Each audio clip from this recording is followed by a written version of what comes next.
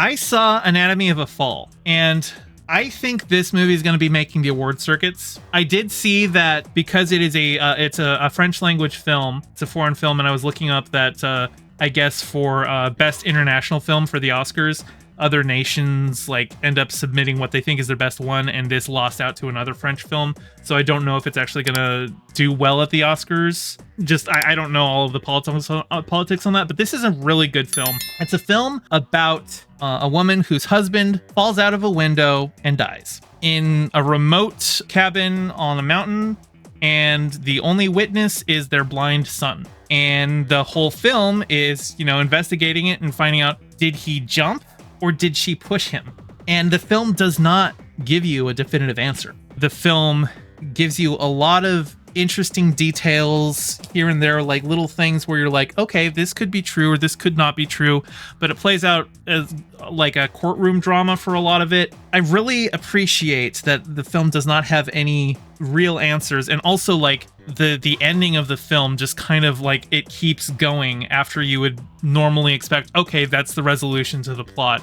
It goes on another like 15 to 20 minutes after that, just so that we're still with the characters and with the ambiguity after the court case is over. And there's interesting things about it because the kid, he's blind. There's like this one scene in the courtroom that I thought was so interesting because he's on the witness stand and he's talking to and he's kind of like there in the middle as the defense attorney and the prosecutor are arguing with each other, but we don't see them. We're focused on the kid, and as a new character talks, the kid shifts his focus so that he's looking toward the person who's talking, but we don't see them because we're focused on the kid. And it's like trying to get you inside, the headspace of the kid because he's blind. Now he's not fully blind, like 100%. He has like some dim vision, but he's legally blind.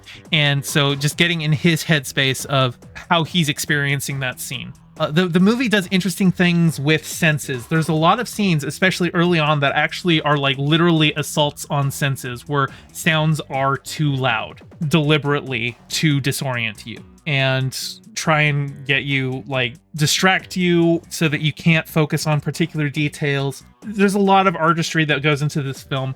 Now, it is a French language film, but it's also an English film. I would say it's probably about 50% English and 50% French, because the main character, the wife, she's German and she doesn't speak much French, so she and her husband, who is French, had decided on English as like their language. So most of her dialogue is in English and her dialogue with other people is in English. So the whole film is subtitled, which I actually appreciated. They could have just subtitled the French, but they just subtitled the whole movie because it is a French language film that half of it is in a foreign language, even in France. And it was also interesting to see the way that the French court system works, because there's a lot more like I'm used to seeing American court procedurals. So I'm familiar with how that works, with a very regimented way where you've got specific rules about who can talk when and stuff like that. Whereas here in the French court system, there seems to be a lot more of a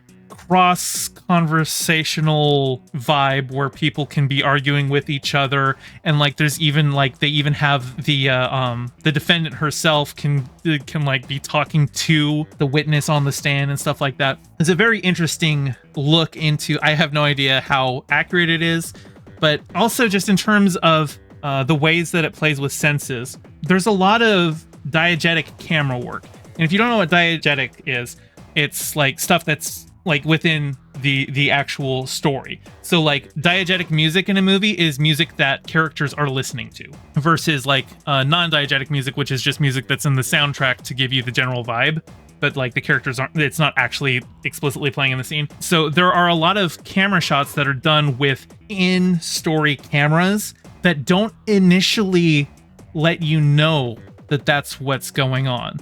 Like they're framed just like any other shot in the film, but then all of a sudden, like it has like a jerky motion, or it zooms in on somebody in a way that you're like, oh, this is one of the TV cameras in the courtroom. But you didn't realize that at first because it just kind of felt like a locked down static shot before that. And when you usually see stuff like that in film, it would be something like the camera would actually be like looking at a TV screen that's showing that. But here it's like the footage itself from the camera. I thought that was an interesting choice. One of the main characters, the lawyer, he looks an awful lot like Tom Scott. Like, I was spending the movie going, okay, he's a French actor, so like I really haven't seen any French cinema, so I don't think I've seen him in anything, but he looks so familiar. And then I realized, oh, he just looks like Tom Scott. So there is a doppelganger of Tom Scott who is playing French lawyers in cinema.